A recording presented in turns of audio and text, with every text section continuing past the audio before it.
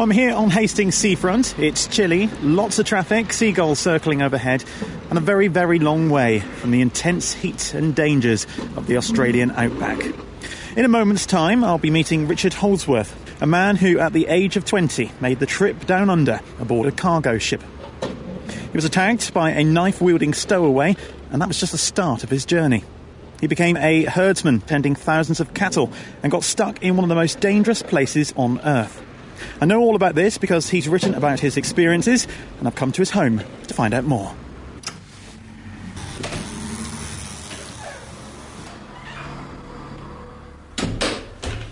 Young Michael. Hello, Richard. Hi. Pleased to meet you. In you come. Thank you. Anyway, you found us all right. I did. Well, good man. Well done. So I'm here in Richard Holdsworth's flat, and we've got a bay window, and as far as I can see from where I am at the moment, which is where Richard writes from, all you can see is the sea. It must be quite inspiring when you're writing your stories. It's very inspirational, Michael, to be quite honest. And my first book was my evacuee book, and I got immersed in that. And I realised, looking out over the English Channel, what went on out there during the war years, the most terrible disasters, lives lost, seamen, merchant seamen, all good men, torpedoed by U-boats. And it makes you think, what a wonderful life we have here these days in Hastings. And it allows you, allows your fingers to trill over the keyboard and write the most marvellous stuff as a result of that scene in front of me. So the book's called In the Hot Seat. Yes.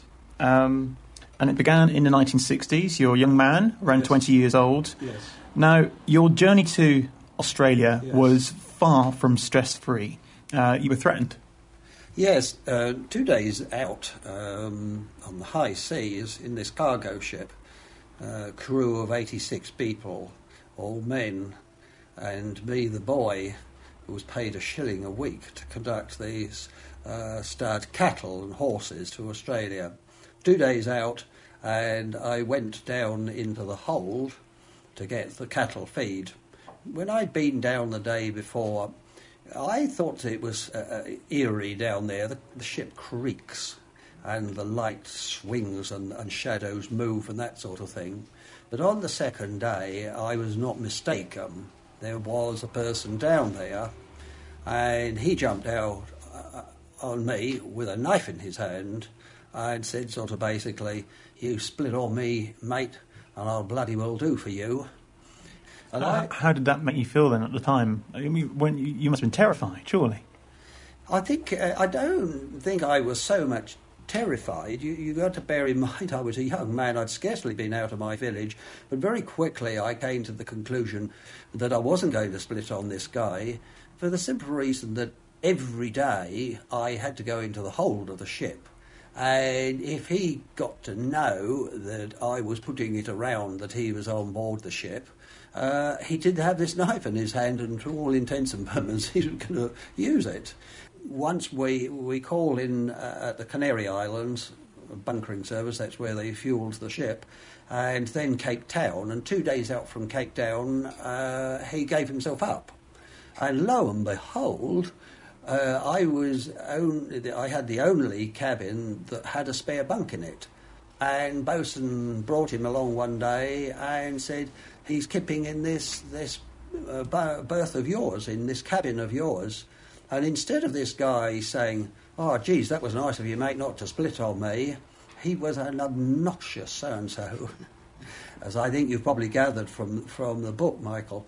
And he taunted me, "Oh, geez, you won't last in Oz. It's a man's land down there. Oh, just look at you, you skinny, white, pommy bloke. You won't survive down there." So it was my first Australian, not a very nice experience. And you thought at the time that, God, if they're all like this, then I'm not going to enjoy my time down in Oz. Oh, funnily enough, I didn't think that. not that a bloke by the name of Keith Miller, the great cricketer, was your everyday Australian, but he was a hero of mine. But we used to have holidays down here at Hastings, and at the end of the summer there was always the Hastings Cricket Festival down at the Priory grounds there. I remember it so well. And Dad took me along one day, and we were sitting there, and this, what I thought to be a giant of a man, walked past us in his whites, with a bat under his arm, and it was Keith Miller. I'm with Richard Holdsworth. He's the author of In the Hot Seat here on Hastings Local Radio. So a young man is embarking on his trip to Australia. It's snowing outside and the cargo ship is leaving the Thames. Here's Richard Holdsworth reading an extract from his book In the Hot Seat. 50 years on, and I feel I can still reach out and touch that moment. Why on earth wasn't I more anxious for what lay ahead? The days, the weeks, months, before I'd make a life down under. A great one, but I had to get there first. To survive a stowaway with a knife at my throat. I'll do for you, you bastard. And when I did arrive, arrested in the red light area of Sydney, lost on the Birdsfield track, and bedevilled by Aboriginal spirits in the outback. The MV Port Melbourne emerges from the mouth of the Thames and into the North Sea. Another cargo ship passes us, heading for London. You're going the wrong way, lads. The wrong way. OK, so you arrive in Australia, you're tending cattle and aiming to win some big competitions. And you had some major success at the Royal Adelaide Show, Supreme Champion, is that right? Yes. But then some bad news after that. Yes, at each of the ports I stopped at and handed over some of the cattle in Adelaide, then Melbourne, then Sydney. Each of those ports, the cattle owners came down to see their cattle, and I had got them in very good condition, I must say. I'd been taught very well by a most wonderful herdsman in England by the name of Ernie Ford. Lovely man, and so my cattle were in pristine condition, and each time these cattlemen stud breeders came down, I was offered a job. But the first job was the best one, I thought, by John Keynes of Angaston in South Australia, and it was an up-and-coming herd. He'd won absolutely nothing, but when I saw his cattle, I think they looked pretty good, and I worked very hard on them using all my skills, and we were very fortunate. We won the Supreme Champion of the Royal Adelaide Show and the Reserve Supreme Champion, and because one was in a class called Shorthorn, so they had horns, but Australians were breeding the same cattle but without horns, so it had never been done before, and as far as I know, it's never been done since. And when we got back to the stud herd, within a matter of weeks, this bloke Kane said to me, the hand that works on the farm, he needs your bed. I mean, I lived in really basically an oversized garden shed, Michael, with a bit of carpet on the floor and a bed in there. But his hand, who was the only other member of staff on this huge station, cattle station, sheep station, he was getting married, and he said that he would have to leave and take his bride somewhere else. So my room and my bed was needed. So he said to me, "Oh, I've learned a lot from you, mate." He said, "But I need the bed," sort of thing. And in the modern parlance, says, "You're fired." So basically, you did all of the work. You brought up these cattle to such great standards. You brought in new processes, I'm guessing, around the the cattle farm. A stud, I think you call it. A stud. So you did so well that in the end they thought, well, we could do that because they've been watching you. I think he was hard strapped for cash, and the lad who was working for him drove the tractor and did everything in the farm. I think he possibly would have, looking back on it now, I think he was going to get married. Whether he had to get married, I do not know. I didn't ask the question. Somebody says to you, I can do without you, you don't argue about it. What's the point? But I, as I say, I had been taught by Ernie Ford back in England how to feed the cattle and bring them on and give them the right sheen and the look to them and how to prepare them for the ring. So very much a knack to it. how to groom them, and linseed oil on their coats and make them shine. I knew how to... And I love my animals. I mean, these wolves weighing 2 ton, they could eat you for tea. But you have a rapport. I had a rapport with them. And so in the ring, they behaved themselves well, and we attracted the attention of the judge, and we won, as I say, champion, supreme champion and reserve champion. And there's no doubt about it, John Keynes had watched me and seen how I mixed the cattle feed, what I'd used for it and what I'd done. And I think he said to himself, I can save myself a couple of Aussie dollars here if I get rid of this young man. And so that was it.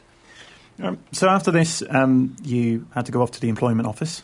You got yourself a position as a jack of all trades on farm, or a jackaroo. Jackaroo they call it. Jackaroo they call it. Yes, and yes, that's what I did. The disturbing thing about it really is that my mum and dad had written to me saying that we were coming out to Australia, and I wouldn't have had a job. But the other sort of bit of luck that I have, you need a bit of luck. When I going back to when the cattle had arrived on the ship, to get them off the ship and take them to the quarantine station, there was this another larger-than-life Australian big bloke, by 6'6" tall, Alfie, and his assistant, Billy. They came on board, and I very quickly discovered Alfie was as deaf as a post.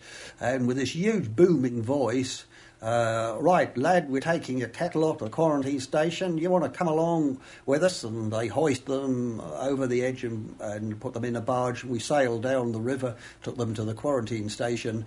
But on the way back...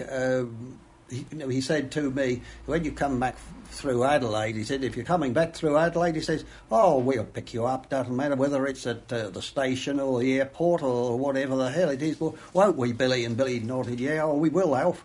And so that's what they did. I made contact with them, said, I'm coming back to Adelaide a certain day, and he picked me up in the truck with Billy at his side, and the cab full of bridles and ropes and saddles, I don't know what, and a dog. And this is one of the charming things I found about Australians. It just is so delicious. He didn't say to me, oh, we're going to take you out to Woodville and kit you out. He just drove out to Woodville, and we pulled up outside this unique place, this Outfitters, with swing doors, and it's just straight out of Hollywood. It really is. And he sort of said to me, what are you going to wear, boy, when you go up bush? And I didn't think anything more. I looked at my feet and what I was wearing. That's what I was going to wear, and they both held their sides with laughter. Geez, he said, oh, those bloody shoes of yours, he said, you won't last long in the outback. He said, what happens when a bull-nosed lizard bites your ankles, boy? And Billy said, and one of them trouser snakes gets up your trousers. So, OK, they've kitted me out. I've got my cowboy hat. I've got my strides, as the Aussies call it, tight strides down to my ankles, tucked into my Cuban-heeled boots so this lizard won't peck my ankles, boy. And they stood back and said, geez, he looks all right now, doesn't he, Billy? Oh, yes, said Billy, he's fit for the bush now. I mean, you mentioned about your parents moving out. Now, they obviously wanted to be near you. And so there's pressure on you to find a local job. And then you happen to come across an advert in the local paper? A little bit of luck there. You need luck in life, don't you? Mum and Dad had arrived, and I came down and stayed with them, and Dad said, you've got this wonderful job in this. You've got to bear in mind, you didn't use telephones in those days. You didn't phone England in those days. I wrote a letter, and 6 weeks later it will get to Mum and Dad, and they would reply, and 6 weeks later get my reply. So they didn't know that I'd lost my job as a stud herdsman.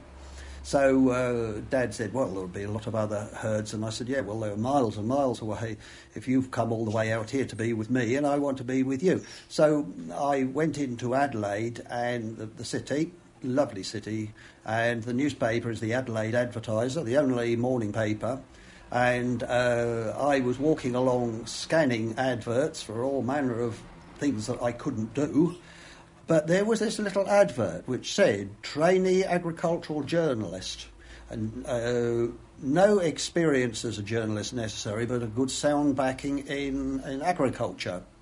So normally you would probably go home and think to yourself, well, I won't get this job. I was a bit of a dunce at school, although I was good at English. But anyway, the address was 86A Curry Street. I stopped walking, I looked, and I was bang outside 86A Curry Street. So with that, the good Lord was obviously smiling on me. I walked down the stairs, because it was below ground.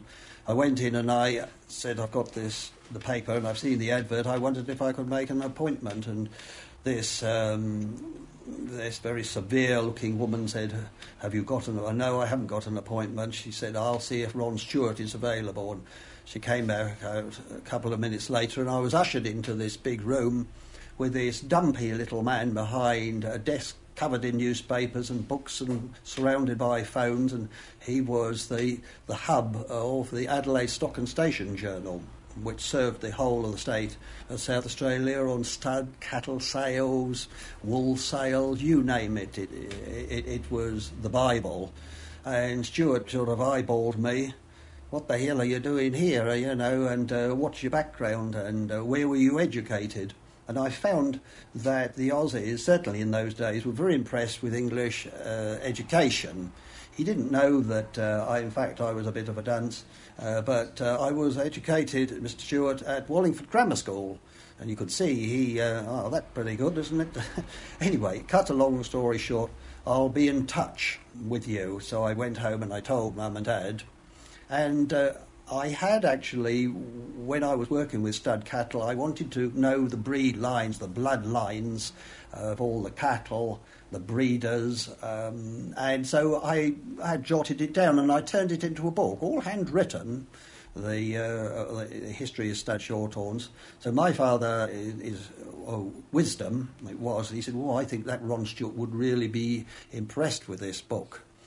Well, I didn't really want to phone this guy again and impose on him. Goodness gracious, he was busy enough. But when your father says, I think that would be a good idea, son, it was a good idea. And so I took the book in and I showed it to him. What you doing back here, Holdsworth? I said, I'll make contact with you. And I said, you just might like to look at this. And he thumbed through it. And he said, well, if you produce work like this for us, he said, you'll be doing okay. He said, start on Monday, 9 o'clock sharp. And, thank you very much. I got up to leave, and I was halfway to the door, and he said, Holdsworth? And I said, yes, sir. He said, don't bloody teach us, mate. We've been at this a long time. Don't try to teach us. So you put in your place right from the outset, then? He was a hard man, but a wonderful man. People like that, fantastic people. He was just a great teacher. So that was your first journalism job, very, very different to what you've been doing before, certainly wearing different clothes for that. I noticed in the book there's a few pictures of you doing both roles. Yes. And then you decided to take a holiday. Yes. And rather than go somewhere safe... to the beach. You decided to go to the Birdsville track. And can you tell us what that is? The Birdsville track is 500 miles of dusty track. It was an old droving track, and it probably still is to this day, from southern Queensland, where a lot of cattle were bred, all the way through a corner of New South Wales and into South Australia to the railhead. And it was, as I say, 500 miles. There was one property, one building halfway up it at a watering hole. But so you can go 250 miles before you get to anybody, and then another 250 miles on. But what we don't realise here in England, it was utterly barren. All there was just salt bush here and there, a dirt track. Somebody might come down the Birdsville track in an hour or a day or a week or a month. And so you treated it with a great deal of respect. I was going to say, there was a warning sign, is that right? That it said extreme heat, sand drift and other hazards. Take rations, water, fuel, and there'll be no refuelling for 300 miles. Yes. Now, isn't that a sign that you really shouldn't be going? Well, the thing is, I wasn't totally stupid. I mean, I'd been in the outback for quite a lot of time by now. I knew what I was doing, and I had a reserve of water, tons of water, two spare tyres for the car. It was a little Volkswagen Beetle, air-cooled Beetle. They're good in those conditions. And I had food. And you report to the police station or the post office at the start of Birdsville track, and they run a log, and they write down your name and your address, the registration number of the car, and where you're going to and when you expect to be back. And if you exceed that time, they will send out a search party for you. I was a bit flippant, and I said to the guy as I left, so send out a search party for me if I'm not back in a month. And he sort of said under his breath, bloody Poms, you know. But I knew my way around, and I knew people. And I would have been as safe as houses, but they had things called a willy-willy, they called it, which is a sort of dust storm blew up. And of course, it's all terribly dusty there, and it blew up, and the sun caught it as the sun caught it, and it's like driving into a pea super fog. And I just touched the brakes, and the car skidded instantly, whack, into this sand dune and hit a boulder.